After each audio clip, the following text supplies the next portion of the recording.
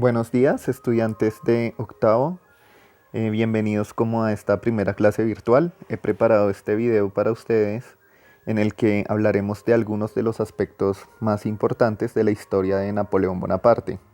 Habíamos visto la Revolución Francesa, pero es necesario estudiar a un personaje, a un militar, que durante el proceso revolucionario se iba abriendo paso cada vez más hasta llegar a convertirse en emperador de Francia. Napoleón Bonaparte nació en una isla que se llama Córcega, al suroriente de Francia. Pueden ubicarla ahí en la parte inferior derecha de la pantalla. Nació en el año de 1769. Él va a vivir hasta 1821.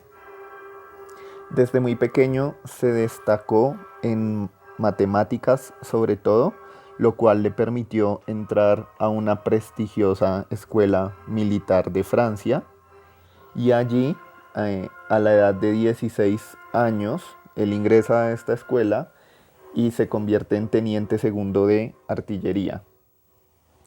También Napoleón colaboraba con la Guardia Nacional de Voluntarios, era una guardia que apoyaba la revolución y allí llegó a convertirse en comandante segundo de la Guardia Nacional de Voluntarios. Napoleón colaboraba con los jacobinos y era muy cercano a uno de los hermanos de Robespierre. A Robespierre lo ejecutan en la guillotina. Recordemos que esta fue una de las grandes paradojas de la Revolución Francesa, ¿cierto? La persona que encabezó la revolución, la persona que lideró todo este proceso de ejecuciones y que fue como uno de los encargados de buscar un mecanismo de ejecuciones más rápidas a través de la guillotina, pues termina muriendo también en la guillotina. ¿Listo? Cuando ejecutan a Robespierre, Napoleón empieza a ser investigado porque, como les había dicho, Napoleón era muy cercano al hermano de Robespierre y Napoleón termina siendo encarcelado. Sin embargo, lo dejan libre porque no hay suficientes pruebas. ¿Listo? Napoleón, después de que sale de la cárcel, se casa con Josefina y Napoleón es designado para estar presente en la campaña de Italia, los franceses ocupando Italia. Esta campaña va a durar de 1796 a 1797.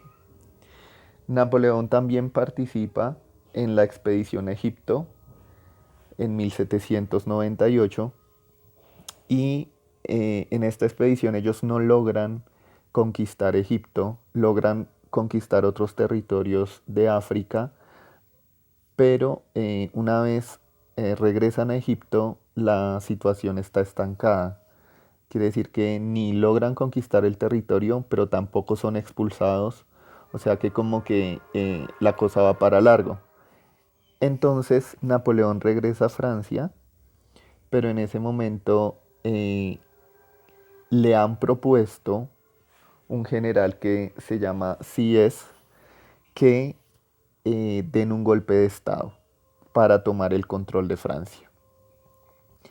Entonces Napoleón acepta el plan, aunque Sieyès quiere convertirse en cónsul. Para ese momento la máxima autoridad de Francia se le denomina cónsul y tiene unos cónsules como secundarios o asesores. Entonces Sieyès quiere convertirse en el cónsul de Francia. Ellos realizan el golpe de estado, pero Napoleón se le adelanta y Napoleón redacta una constitución en la que él se declara como cónsul de Francia. Más adelante, Napoleón se declararía cónsul vitalicio de Francia, es decir, que es un cargo vitalicio, quiere decir que es para toda la vida. ¿Listo? Napoleón entonces queda al frente de Francia en 1799, es el emperador de Francia y comienza todas sus campañas de conquista eh, en Europa, en África y pues empieza a marcar como su fama de gran conquistador que va a durar pues hasta nuestros tiempos. ¿Listo? Sin embargo, pues esto no va a durar para siempre y Napoleón va a tener que enfrentar una prueba muy difícil en Rusia. Cuando intenta invadir Rusia, los rusos van a utilizar una estrategia que se llama tierra arrasada. ¿Qué quiere decir esto? Los rusos, en vez de enfrentarse directamente con el ejército de Napoleón, lo que hacían era quemar las ciudades a donde iba a llegar Napoleón, quemaban todo lo que había, quemaban las casas, no dejaban comida.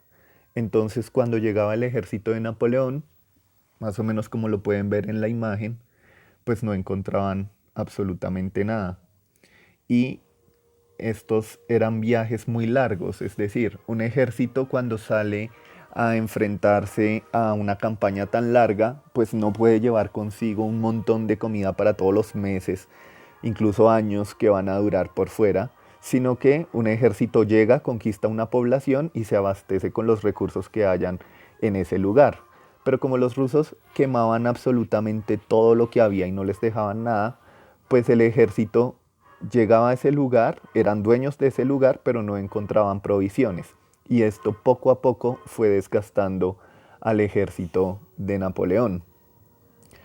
Por otro lado, eh, con estas expediciones de Napoleón y con este intento de conquista de Moscú, vamos a aprender una de las lecciones de guerra más famosas que hay, y es que a Rusia no se la ataca en invierno. Aparte de que no tenían recursos, víveres para sobrevivir, el frío pues era inclemente y los soldados empiezan a sufrir las consecuencias. Los botones de las chaquetas se congelan y se caen y empiezan a morir muchos soldados de Napoleón eh, durante este viaje, ¿sí? Cuando llegan a Moscú es igual, ellos son como los dueños del lugar, pero no hay absolutamente nada y no tienen cómo sobrevivir, además con estas complicaciones climáticas. ¿Listo? De 650.000 hombres que fueron a conquistar Rusia, solo regresan 40.000.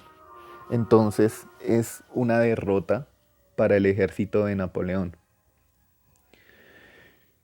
Y la segunda derrota, que sería la definitiva, sería en la batalla de Waterloo contra los ingleses. ¿Listo?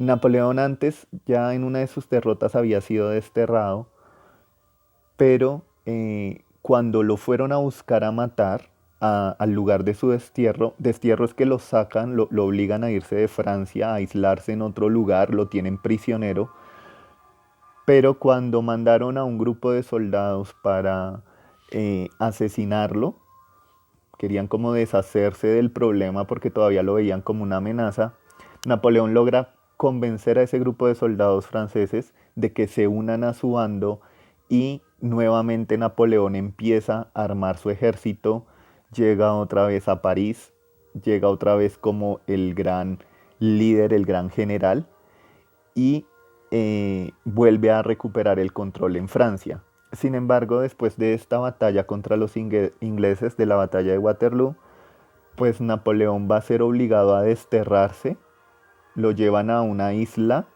¿sí? Que se llama Santa Elena, y en esa isla él va a estar en el destierro, va a estar prisionero y ya no tiene ninguna posibilidad de recuperar su poder.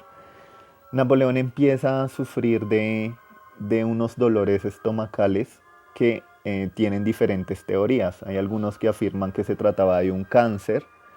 Sin embargo, hoy en día, digamos que después de muchos años se hicieron unos estudios a los cabellos que aún se conservaban de Napoleón y determinaron que había presencia de arsénico y surge una teoría de que Napoleón pues fue envenenado. ¿Listo?